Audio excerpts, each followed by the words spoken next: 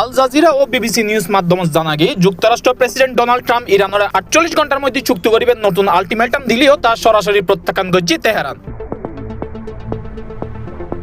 শনিবার সামাজিক যোগাযোগ মাধ্যমে ট্রাম্প দাবি করছে সময় শেষ হয়ে যার 48 ঘন্টার মধ্যে নামি আইবু নরকতে 26 মার্চ দেওয়া পূর্ব 10 দিনের আলটিমেটামর হতাও উল্লেখ করে। এডিও হরমুজ প্রণালী খোলার দাবি আছে।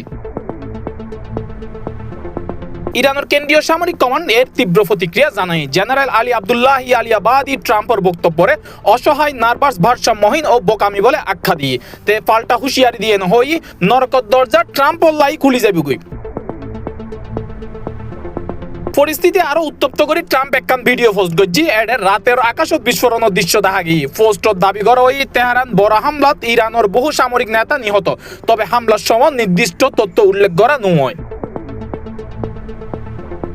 International desk, C+ TV।